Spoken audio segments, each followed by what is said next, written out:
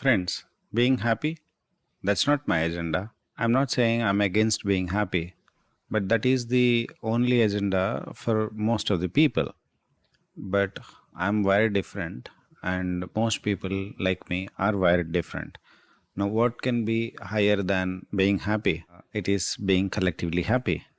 The more advanced you are in evolution, that is measured by the number of incarnations that you have taken in a human form, the more your sense of collectiveness becomes.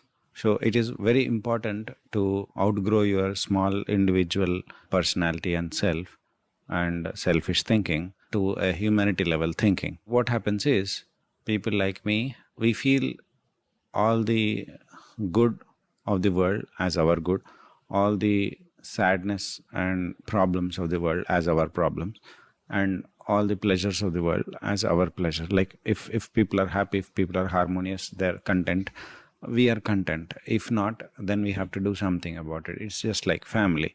So a human being in the course of evolution becomes from an individual to a family person, and from a family level person to a community level person, and from a community level person to a society level person, and then rises to the humanity level person.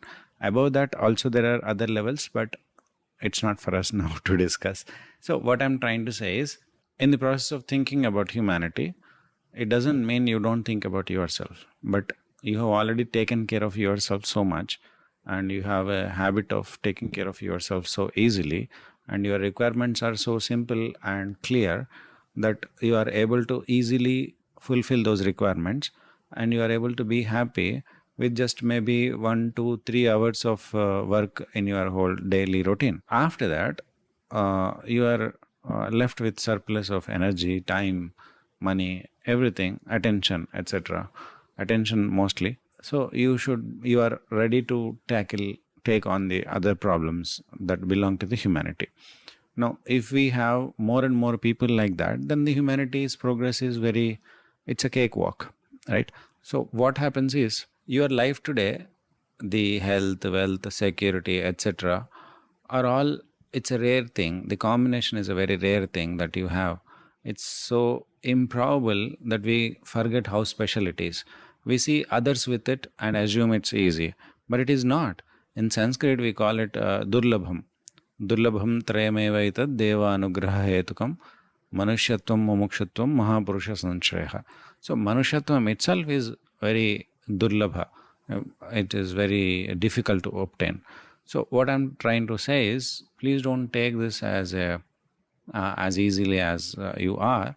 So, because we see how human life itself, if you see a baby, the baby is not able to comprehend much.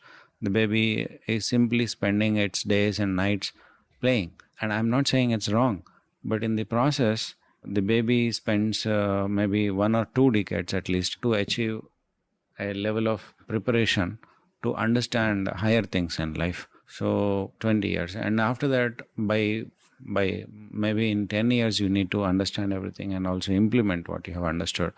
And after that, you might get into other responsibilities that might occupy your time, money, energy, and attention a lot. So for spiritual practice and endeavor and progress in the course of evolution through reincarnations, you have to be very quick and you have to value your time extremely well to be able to accomplish anything in this life, and therefore add some progress to that evolution that is beyond birth and death.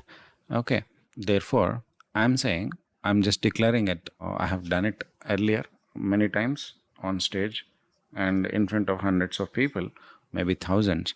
But I'm reiterating that my ambition in life is not to be personally happy, but to strive and be of use for collective happiness on this earth and at the humanity level. And if we all are able to somehow be in that position, all of us will be happy within no time. There is really not much that is obstructing our happiness other than our ignorance and adamant nature. That can be removed if we are just committed to reason and are willing to listen to people who claim, even though they are false. You can first prove that they are false. what they are saying is false. So even people who claim that they know the solution for everything, all the problems on this earth, are so rare that you will definitely have to give the benefit of doubt. And I request your indulgence in your time and attention sometime. If you dedicate some time for me, then I will be able to explain what is my plan. It's not really my plan, it is Madhyas Darshan's plan, but that Madhyas Darshan is not some special thing or anything like that. It is just an extension of and the last link of the historical progress of thought that we have reached so far in this human history.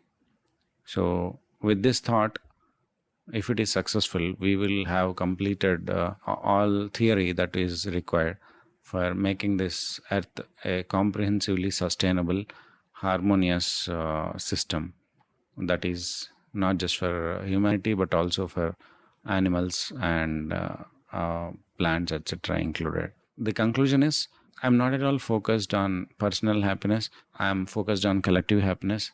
That doesn't mean I see personal happiness as any obstacle or I'm not avoiding any personal happiness. I might enjoy many moments in life, but my focus is collective happiness as humanity. Thank you.